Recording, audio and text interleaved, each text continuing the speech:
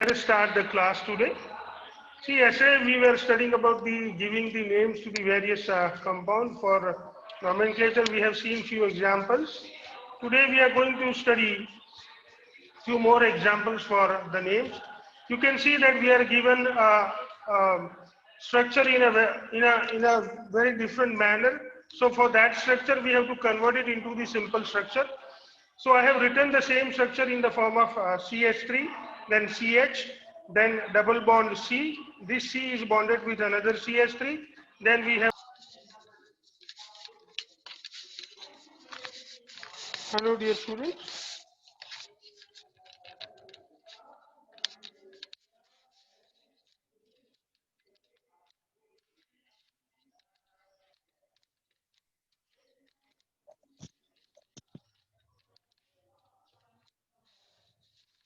So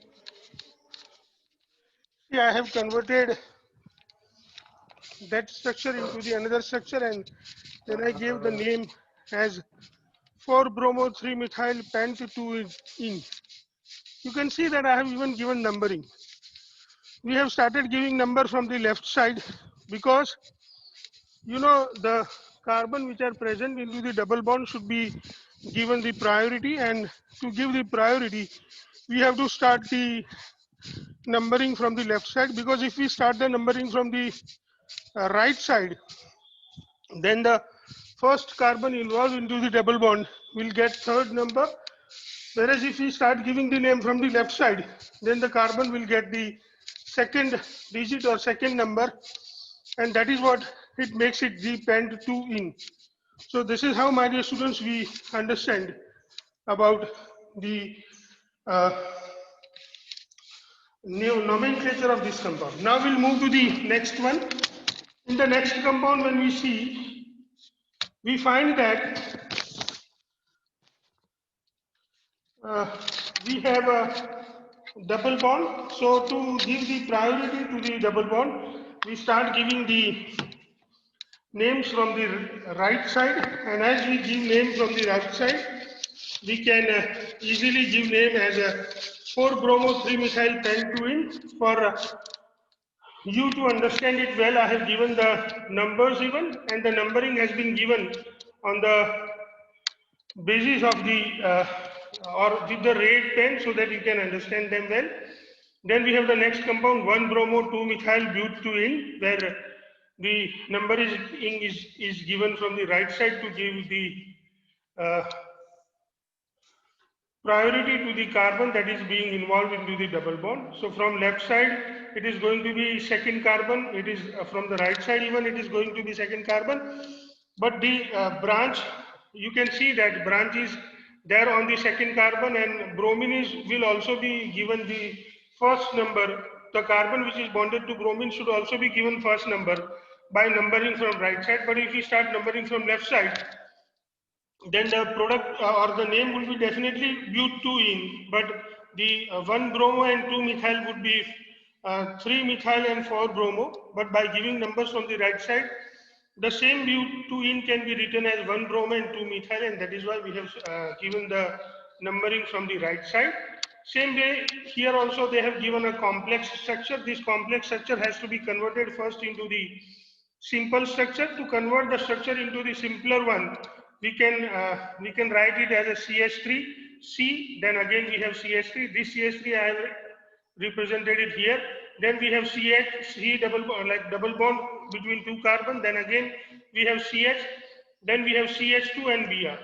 So now we can give numbering from both the side, right side as well as left side. But if we give numbering from the right side, what we come to know is the double bond which are present, they go into the second carbon, and as it goes, if even if we give it from the right side, it will go into the second carbon. Then we need to give priority to the bromine, because bromine is alphabetically ordered high. So if we give numbering from the left side, then methyl group will get the second position.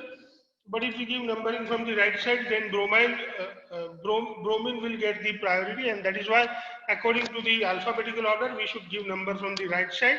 So the name should be 1-bromo 3-methyl but 2-in. These are the very important points, my dear students, that you should remember while numbering the various compounds into the haloalkanes and haloarenes. Again, the complex structure is turned into the simpler structure, like CH2 double bond C, then we have the CH3, then again we have CH2 and then Br. Here we can give numbering from both left side as well as right side. But if we give numbering from the right side, then it would be 1 bromo, 2 methyl propene. But it won't be 1 bromo.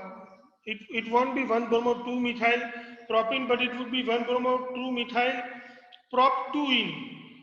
So here the priority is given to the double bond, and as the first carbon is involved into the double bond, so we must give numbering from the left side, and that is why the names are given or the numbers are given from the left side, though the bromine and methyl have got the second and third position. So the name would be 3 bromo 2 methyl propene.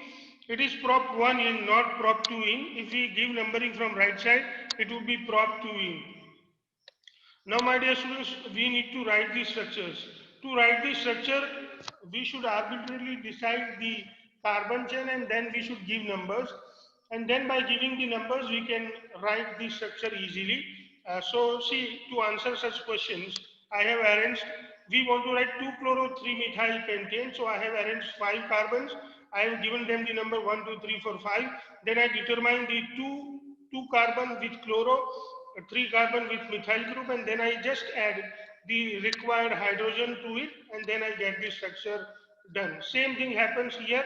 In case of the 1-chloro-4-ethyl cyclohexane, I have made the structure of cyclohexane, then gave numbers 1, 2, 3, 4, 5, 6, and then on first position I have put Cl. On fourth position we are going to put ethyl C2H5 group, and then by determining this we can write the exact structure as shown on your screen, my dear students. Same way we can do it for any difficult question. For example, if we have 4 tertiary butyl, 3 iodoheptane, heptane represents the 7 carbons, so I have written the 7 carbons in the long chain and then I have given them the numbers even. After giving the numbers, my dear students, we can determine the number of carbons. So on third position we have iodo, on fourth position we have tertiary butyl. This tertiary butyl structure I have written. The same structures, if we join into it and put the required hydrogen atoms, in the same position, if we join the required structures, and then by putting the extra hydrogen, whatever they are needed to complete the valency of carbon 4, we have got the final structure with us. So you can see that 4 tertiary butyl 3 iodoheptane can also be written very easily. Then we can move to the next point of the chapter. Here we are going to study about the nature of the CX bond.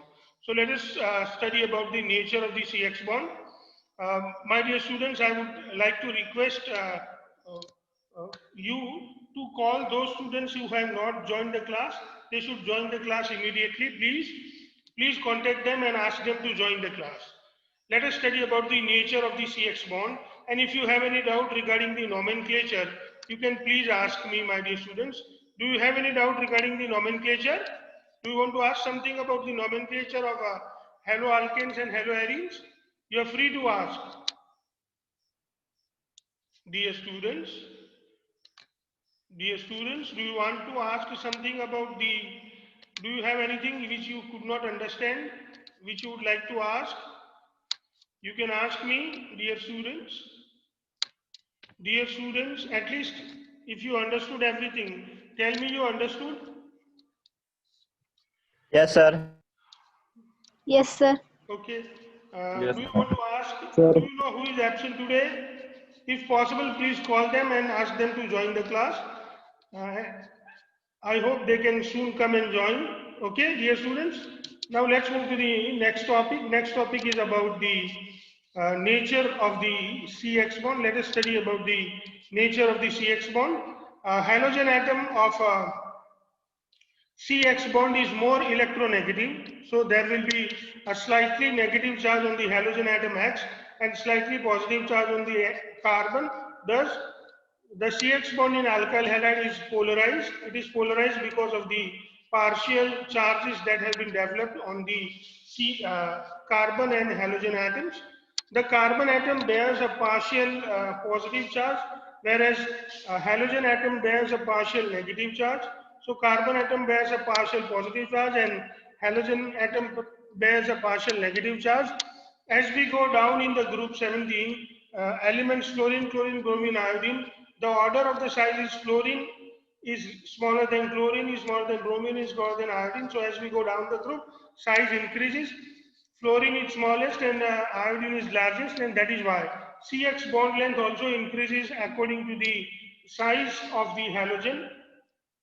So CF bond is smaller than CCl bond, CCl bond is smaller than CBr bond, CBr bond is smaller than Ci bond. This is how we understand the order of the bond length. Then we can study about the order of bond enthalpies. Bond enthalpies are the measure of the strength of the bond. So we can even consider the highest enthalpy with the highest or the strongest bond. So if you look into the values of bond enthalpy, the CH3F bond has 452 kilojoule per mole, CH3Cl has 351 kilojoule per mole, CH3Br bond is 293 kilojoule per mole, but and CH3 high bond has a bond enthalpy of 234 kilojoule per mole. So the bond strength we can write that CF bond is stronger than CH3Cl bond, is stronger than CH3Br bond, and stronger than CH3 high bond. So CF bond is strongest, whereas C high bond is weakest among all this. We can even say that the bond length is inversely proportional to the strength of the bond. So if bond length increases, strength decreases, then we should understand about the order of the dipole moments. The dipole moments values are also given so that we can easily understand the order of the dipole moment. The dipole moment in CH3Cl bond is 1.86, whereas the dipole moment of CH3F is 1.84, whereas the dipole moment of CH3Br is 1.83, whereas the dipole moment of CH3I is 1.63. So my dear students, we can see that the polarity of the bond is maximum with the CH3Cl bond, and carbon Cl bond is considered to be the more polar than the carbon fluorine bond here in this case. So CH3Cl bond is the more polar, whereas CH3I bond is the least polar. This is how, my dear students, we understand about the polarity of the CX bond. Now we want to study the various methods of preparation of alkyl halides and haloalkanes. So alkyl halides are based prepared from the alcohols. The hydroxy group of an alcohol is replaced by halogen on reaction with it. There are various possibilities that from alcohol we can prepare alkyl halide. The hydroxyl group of alcohol can be replaced by number one with the concentrated halogen acid. For example, HCl, HBr, HI. We can sometimes use H2SO4 and H3PO4 in this regard. We can replace the hydroxyl group of alcohol with phosphorus halides like PX3 and PX5 or PCl3 and PCl5. We can even use SOCl2 as a halogenating agent. The name of SOCl2 is thionyl chloride. We can even use red phosphorus with the halogen combination, that is red phosphorus plus X2, where X2 can be Br2 and I2. Now let us understand each method of preparation step by step or one by one. First, we should understand with the concentrated halogen acids. So you can see that ROH, when it reacts with HCl, which is an halogen acid, in the presence of ZnCl2, we get RCl and H2O. So let us study in detail about this reaction. We can study this reaction in detail as if, a primary alcohol, when reacts with the concentrated hydrochloric acid, does not give product at room temperature. So secondary alcohol, when reacts with the concentrated HCl, it gives in the presence of the ZnCl2, which is also known as the Lucas reagent, it produces the turbidity at room temperature after 5 minutes. In case of tertiary alcohol, turbidity is immediately produced. Turbidity is produced immediately as tertiary alcohol produce halides immediately in the presence of the Lucas reagent. Now first, let me revise what I said it again. See, you can see that when alcohol reacts with halo acids, it produces alkyl halide and water. But this alcohol may be primary alcohol, secondary alcohol, tertiary alcohol. If alcohol is a primary alcohol, what happens? This alcohol does not give product very easily. As this alcohol and uh, primary alcohol does not give alkyl halide in the presence of the hydrohalic acid or in the presence of the Lucas reagent called ZnCl2. But if we have the secondary alcohol, this secondary alcohol in the presence of the Lucas reagent gives the product after 5 minutes. So it takes some time, but it gives product. This turbidity is produced due to the production of the alkyl halide. But in case of the tertiary alcohol, the product is produced immediately because tertiary alcohol gives alkyl halide in the presence of halo acid very easily, immediately. So this is how, my dear students, we can understand or we can test the primary, secondary and tertiary alcohol. Now we should look into the turbidity, that why the turbidity is produced. So alcohols are soluble in Lucas reagent ZnCl2, but their halides are immiscible. So the halides of alcohols are immiscible with the Lucas reagent. Uh, so when they react in the presence of the Lucas reagent, if the alkyl halide is produced, these alkyl halides are immiscible into the Lucas reagent, and that is why they look like a turbidity, and that is how we can say that turbidity is produced. Now let us study about the Lucas test. Lucas test is a test that is used to identify the primary, secondary and tertiary alcohol. When we add concentrated hydrochloric acid and anhydrous ZnCl2 to give alcohol to the alcohols, if turbidity is produced immediately to the given alcohol, and if the turbidity is produced immediately, the given alcohol is tertiary alcohol. If the turbidity is produced after 5 minutes, the given alcohol is secondary alcohol.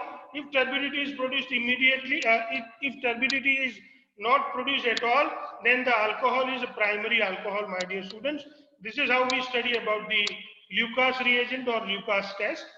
With tertiary alcohol, tertiary alkyl halides can be easily produced by HCl and anhydrous ZnCl2.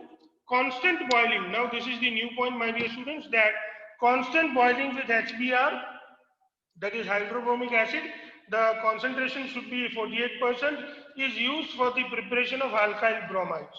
So we can even prepare alkyl bromide by using the HBr 48%. You can see that ROH plus HBr, which is 48%.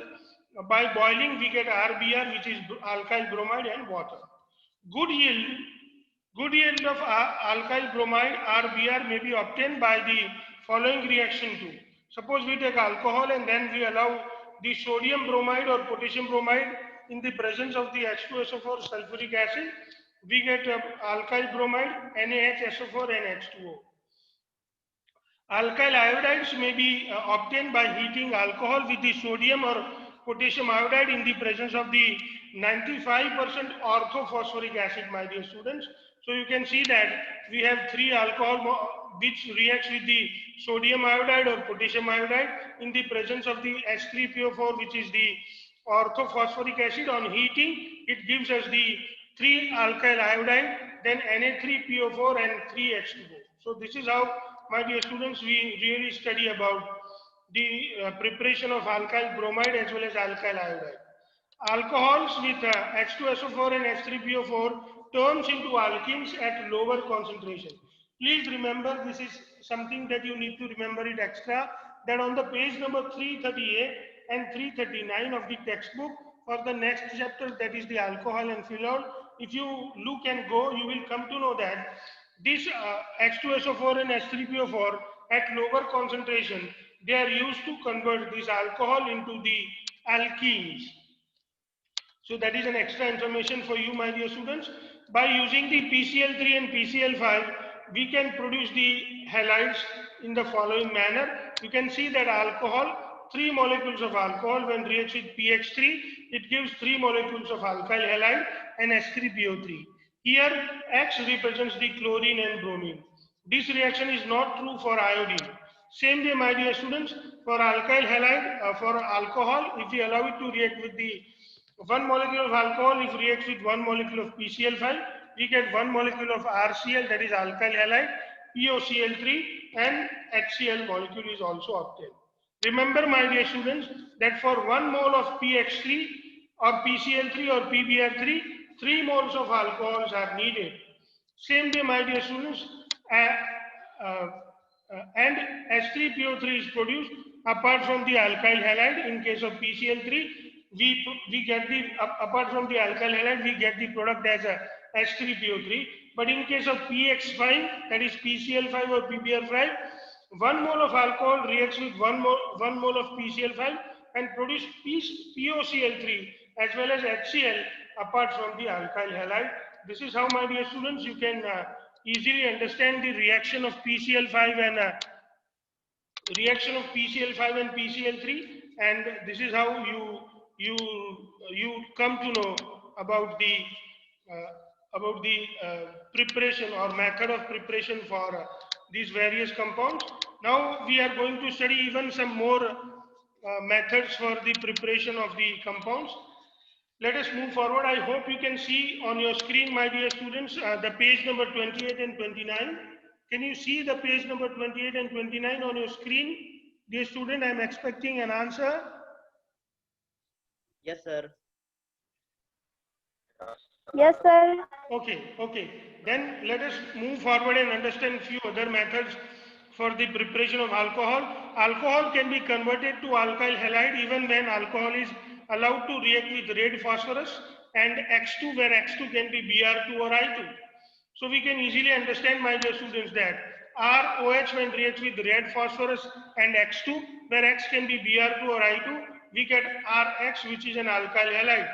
Remember, this is very important point, that in this reaction, PBr3 or PI3 are generated in situ. In situ means during the reaction, in such a way that you cannot separate them, but you can just understand that they have been formed. So this is how, my dear students, you can understand the formation of the PBr3 and PI3 with the reaction of alcohol with the red phosphorus and X2, my dear students. This is something that you can understand very easily and you can remember it even for the longer time. But sometimes they ask you the questions about the in situ production of phosphorus bromide and phosphorus iodide.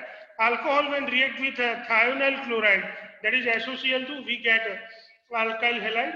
So thionyl chloride is also one of the important reagent. By using this thionyl chloride, we can even produce RCl, that is alkyl halide. You can see the chemical reaction that ROH when react with SOCl2, it gives us RCl, SO2. You can see SO2, one O comes from OH and it turns into SO2, and then the H from OH and Cl from SOCl2 comes and combine, and they give you HCl. My dear students, you can understand the reaction well. That is why the various atoms I have written with the various pens so that you can understand how they are rearranged to give us the product. Now you can see here that when we use the SOCl2, the product formed are the alkyl halide, sulfur dioxide gas and hydrochloric acid gas. So among all the reagents available for halogenation, thionyl chloride SOCl2 is preferred the most.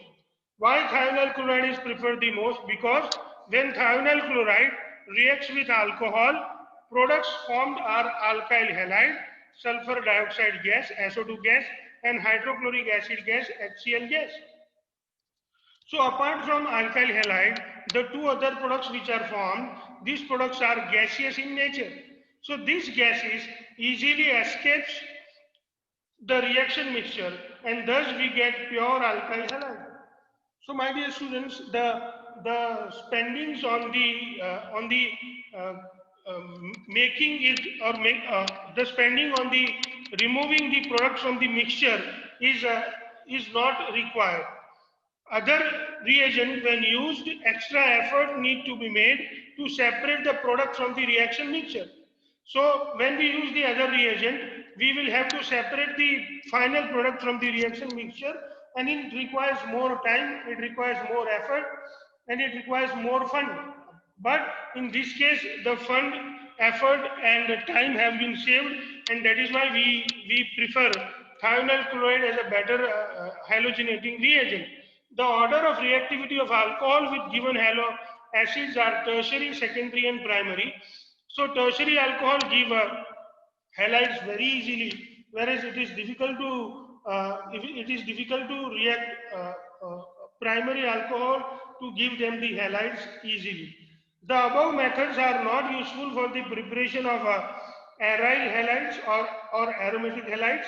So when we want to use or when we want to prepare the aryl halides or aromatic halides, instead of simple alcohol, we need to use the aryl or aromatic alcohol, which is known as phenol. In phenol, the carbon-oxygen bond is very strong. It has got the double bond character, and due to double bond character, this carbon-oxygen bond is very stable, which cannot be broken by any of such reagent which we have discussed here, and that is why these reagents cannot be used for the conversion of aryl halides, from the conversion of phenol to the aryl halides. Let us read what answers did I write. Because carbon-oxygen bond in phenol has a partial double bond character, which is difficult to be broken or which is difficult to break, because in phenol, carbon-oxygen bond is stronger. So we cannot use any of this reagent for conversion of phenol into the aryl halides.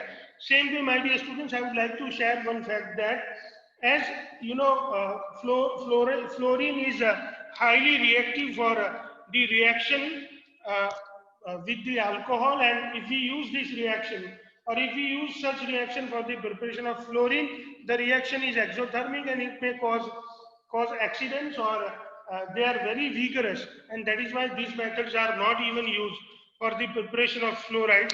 We will see what methods do we use or what methods are generally used for the preparation of fluoride. Now we are going to study the preparation of alkyl halides from the